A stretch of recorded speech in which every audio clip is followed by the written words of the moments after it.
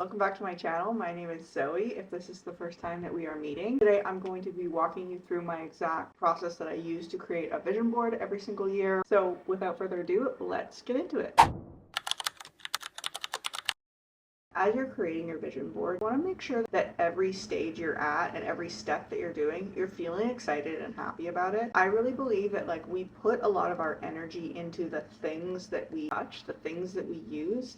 So if you're in an emotional state that's not great at the time that you're creating your vision board, I think that energy kind of gets put into the photos too. Take what resonates with you and leave what doesn't.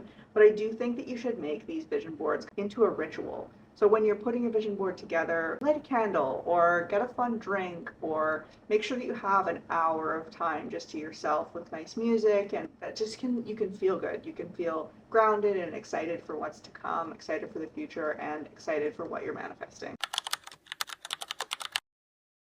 The first thing I do before I even start thinking about making a vision board is trying to figure out what I actually want. I like to grab a journal and split the page into different categories or different life sections. That includes money, career, relationships, social, personal development, health and fitness, and fun and travel and recreation, etc. Within those categories, I'll list out maybe 2, 3, 4 goals I want to accomplish in the next year or quarter or 6 months, depending on what your time frame is that you want to manifest these goals in. And then at the bottom, I will also include a list of things that are bigger goals, like things that I don't think I'm necessarily going to be able to accomplish in 3 to 6 to 12 months, but I want to accomplish at some point in my life. So this might be a 5-year goal or a 10-year goal or even longer than that.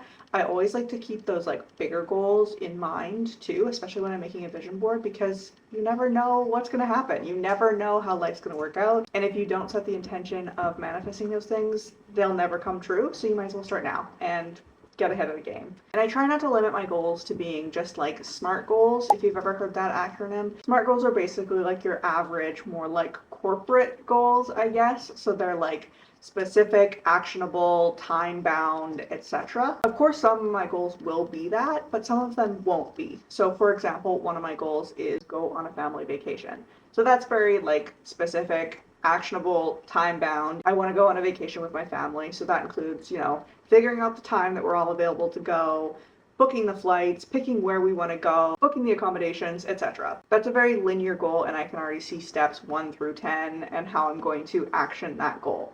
But on the other hand, one of my goals for 2026 is to be a good wife to my husband. And that's not necessarily super specific. It's more of something that I want to embody and something that I want to keep in mind every day. And that's okay. You don't always have to have specific step 1, step 2, step 3. Also, another tip I have for setting goals is I like to try and set goals that are within my control to an extent. So for example, another one of my goals for 2026, a health goal, is to hit the gym or do some strength training 3 to 4 times per week. And that's all within my control. I'm the one that determines if I get up, go to the gym. It's all within my control. However, there is a caveat. I do think that goals that are partially in your control with a little bit of stuff outside of your peripherals is totally okay as well. So for example, in 2026, I'd like to monetize my YouTube channel, this channel you're watching right now. And there's a lot of that which is in my control. I can post videos consistently, I can improve my skills, improve my equipment, make sure that I'm producing things that people want to watch. But I can't control if people subscribe or or comment or watch my videos. I can only do so much to reach that goal.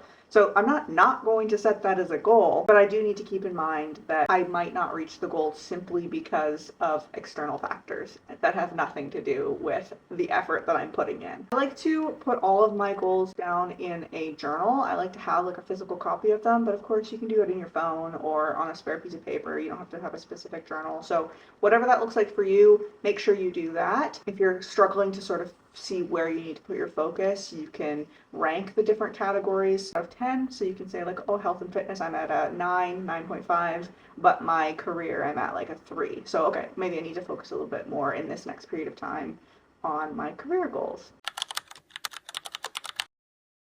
Next up is the really fun part, opening up Pinterest or Google Images or grabbing some magazines from either a secondhand store, or if you want, you can buy brand new magazines. The magazines seem to be getting like really expensive. So like if you want to do that, go for it. But I don't know, it seems like more than it's worth to me. So let's go ahead and open up Pinterest and we can search through some of the images, find what we're looking for. Pinterest will give you like a curated feed like any other social media platform. So I love to just like browse there just to sort of get a sense of if anything, grabs my attention.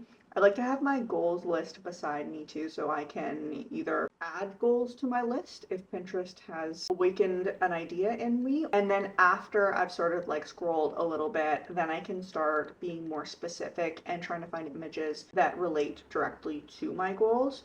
Now, a caveat here about getting specific images, our brains work on a conscious and subconscious level. And not every image that you're going to find or going to be drawn to is going to make logical sense for the goal that you want to manifest. So I include lots of pictures of plates of food or landscapes, not necessarily because I want to eat that food or drink that drink or go to that specific place, although that can totally be the case, because of what the emotion that that photo evokes in me and sort of like the vibe that I'm going for in my life. So think of your vision board not necessarily as just a copy and paste, this is exactly what I want to manifest, but also like more of a mood board. Like this is the mood, the vibe, the energy that I want to bring into my life. Now that doesn't work for everybody either. Like if that totally doesn't resonate with you and you want to just be very specific, I want this specific purse, I want this specific vacation, I want this career, I want this much money, go for it. Do what works best for you. I'm just giving you some tips that have always worked for me. So like I said, you don't only have to use Pinterest. I find Pinterest is like just the best place to grab all my images. And if you're looking for something very specific, like say you do want to manifest a specific purse, I like to look up that specific item of clothing on the actual website if you can get it, because you're going to get like really good quality photos there. Or I will type in what I'm looking for and then put like aesthetic. And this works for non-physical items too. Like if you want to be like healthy or something, you can be like green juice health aesthetic. Pop that in the search bar and Pinterest will give you a lot of like beautiful photos too, because I find that beauty helps with the emotions, and the emotions in manifesting are pretty much all that counts. You can also include words in your vision board, so if that's something that you're interested in doing, you go ahead and do that. You can put phrases, you can put sentences, you can put just single words, whatever resonates with you. I have experimented with both, and for me, I don't find them super helpful, but if you use them more as like affirmations, then I can totally see how that would be helpful for some people. So if that is what you're interested in doing too, you can either write them by hand on a piece of paper, or it just has lots of like quotes and stuff that you can always look up. And then you can go through and actually physically download all those folders to your computer and save them in a folder. And then I like to use a photo print service. You get really good quality prints that are like a little bit shiny and just like nice and easy to work with. You can also, of course, print them if you have a color printer. Lots of people will do digital vision boards, and you 100% can do that as well. I'll actually show you near the end how you can convert your vision board into like a digital one, so you can have it as your phone background or your computer background. But for this part of the video, we're just going to focus on the physical vision board. If that's not your jam, I'll put here where you can jump to, so you don't have to watch the physical vision board section. If you're doing a digital one, then just saving the photos is exactly what you're going to need.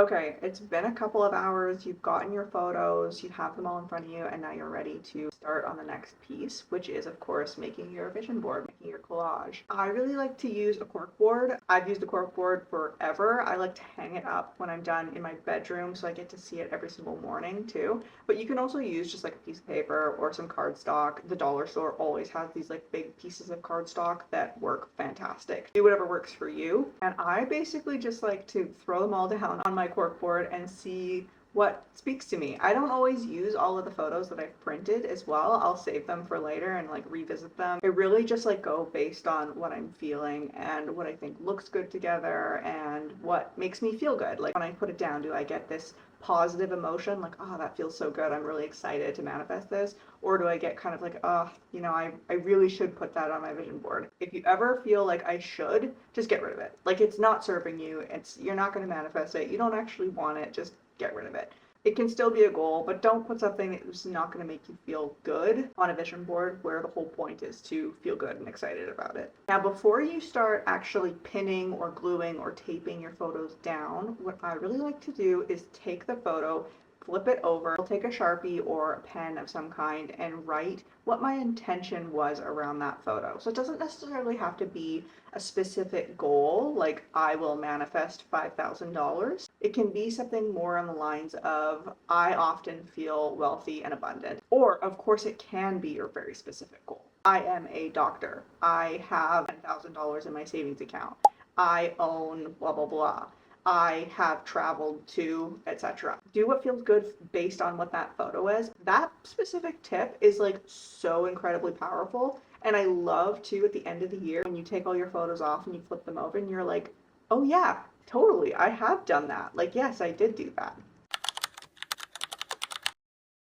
When you're done creating your vision board and you have it all perfect and it's sitting there on your counter or your table, now what do you do with it? Now there's two schools of thought here. Some people say that you should take your vision board and put it away and don't even look at it so that it's like really in your subconscious. Your subconscious has taken all of your directions and you don't really need to look at it.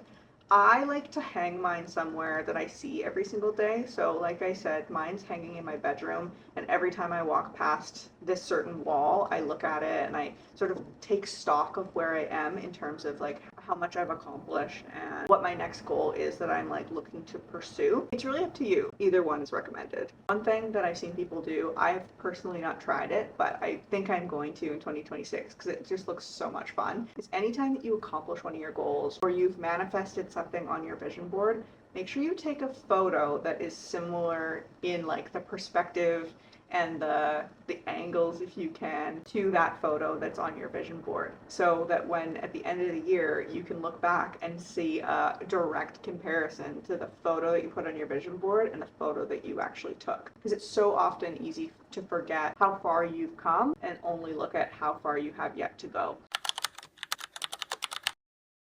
If you are just looking to do a digital version, you don't have to do all the printing and the writing on the back of the photos and all of that. All you really need to do is save those photos in a digital folder and then import them into Canva. Canva has so many great templates where you can just search up the vision board and it will come up with a template for you where you can just drag and drop your photos in and it'll look beautiful and pretty at the end. So I highly recommend using Canva. Even the free version is great.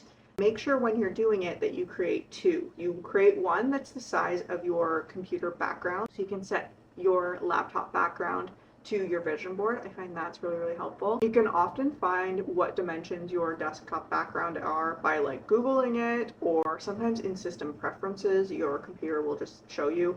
Obviously everybody's computer is slightly different, so I can't tell you exactly how to get there. Same with a phone background. I love using Canva to create a phone background. I use a lot of the same photos, but obviously with a phone background you can't always fit as many photos, so I like to play around with just picking up my absolute favorites and setting them as my phone background. Once you are in Canva, you can, like I said before, just open up a template. You can either search vision board or photo collage or any of the above.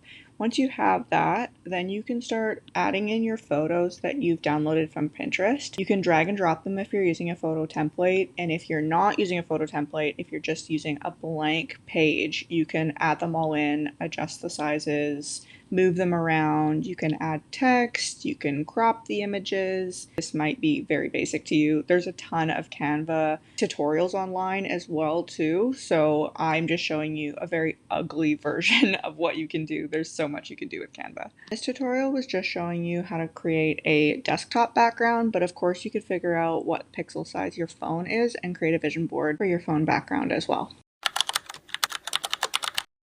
I thought it'd be fun to go over some of my 2026 goals, and if you have any goals that you want to share down in the comments below, we could keep each other accountable. Here's me creating my actual vision board for 2026. I'll go over some of my goals and you can sort of see the photos that I've chosen for them. You might not be able to recognize the goals in every single photo because, like I said earlier in the video, not every photo directly correlates to a specific goal. A lot of these photos at least are abstract for the goal that I'm trying to manifest. In my category of money, I have 3 goals that I want to accomplish in 2026. First one is save a $10,000 emergency fund. I'd like to increase my net worth worth by about 25%, and I want to max out all of our retirement accounts. For career, I only have two goals. The first one is I'd like to monetize my YouTube channel, and then the second one is I want to get through this merger that I'm going through with my company and come out stronger than I was going into it. For relationships, I want to be a good wife to my husband and go on a family vacation with all of my family.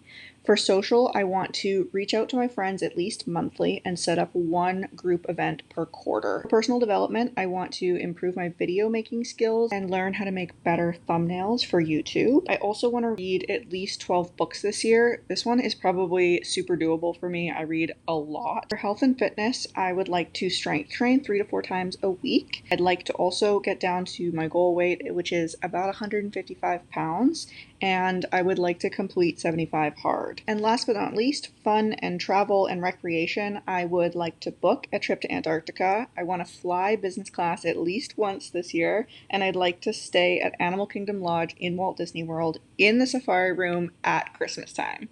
Okay, and that is it. That's the whole video. Thank you so much for watching. Thank you so much for being here. If you did like this video, please feel free to give it a like or give me a subscribe. It really, really helps out my channel. And I will see you in the next one. Thanks. Bye.